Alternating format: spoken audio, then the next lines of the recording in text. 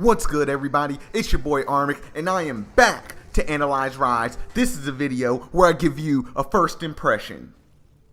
The first thing we're going to look at in Rive is the options menu. The option menu is pretty bare bones. As you can see, it uses the percent system to object sounds, and that's okay, but this is the problem. The resolution is the problem. What is 100% resolution? I don't know. But as far as the controller options, they're very standard. On the control, you can't remap the buttons. All you can do is choose A or B. But on the keyboard, you get full options to remap the keys, and that is awesome because it allows you to make it exactly the way you want it. Other than that, you can change some languages, but there's not much else to talk about in the options menu. So what I'm going to do is I'm going to shut up for a second, and I'm going to let you take a listen to the intro of the game. Whoa, that's some kind of way to wake up. Why is this screen not working? Ah, a dragon punch fixes everything. Alright, we're not doing too bad. Fuel's kind of low though. Let's see what's going on around me.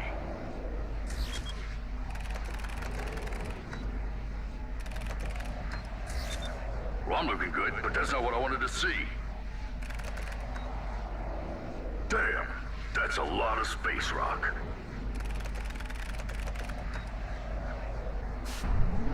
Let's deal with those asteroids in style. Put on some classic game music. And do this. So if watching any of that did not at least put a little smile on your face, then you may not like this game because it's much more of that. A whole bunch of meme culture, a whole bunch of video game insider jokes. And to me, I laughed, I chuckled, I got some of the jokes. But to some people, that may not be their bag of tea. But this game doesn't take itself seriously. And to me, that is a huge positive. So what is Rive? Rive is a twin-stick shooter. It's almost as a bullet hell to some extent at some areas, but not really. You'll be doing things in this different bug. I'll call it an ant.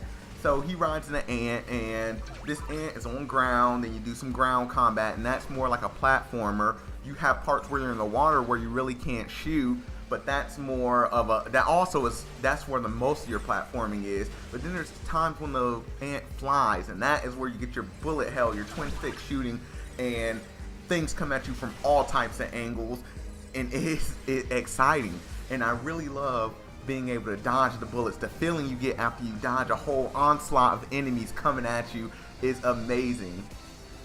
The story of this game's really simple. You're just a man who crashes on a planet looking for loot. And what is this loot? I'm assuming it's different nuts and bolts, and these nuts and bolts are used to upgrade your ant. It can increase your armor, give you new weapons and different abilities, and increase the range at which you can grab these bolts. But I just think the game was lacking when it didn't have secrets. Maybe I didn't find any, maybe I was horrible at looking, but I felt like I couldn't find any real secrets in the game. And I think if they would have added some secrets, it would have added that extra depth, that extra reason to come back to it. Other than the fact that you can speed run the game, or there's a single credit mode, which those are locked at first, so I have to get through the whole game before I can really explain those to you. But I decided to bring this video out first. So to go more in the story, you're basically a guy named Roughshot, and you're trapped on a starship, and you're trying to get off the starship, but you can't because there's this alien or a robot that is creating all the other robots that are trying to kill you. And it's hilarious because as the story goes, it's told mid-game. There are no cutscenes, except for the beginning, or at least none that I've seen. And you can actually shoot the robot talking to you in the cutscene to cut the cutscene short. And on areas that they don't want you to kill the robot, they put a shield over him, which again is still hilarious because he'll be like, do you want to know what's going to happen next? And you'll shoot him and the guy will be like, no, I don't want to know. Rive will cost you $14.99 or your regional equivalent. Personally, I don't feel like $14.99 is a good price to come in on this game. I would be looking at closer to the $10 mark, but to some people who are looking for a good platformer like this, it is quality and it is well made. $9.99 would be a great price, but $14.99 could do it for some people. I would wait until a Steam sale, but you make your own choice. It's been Armic.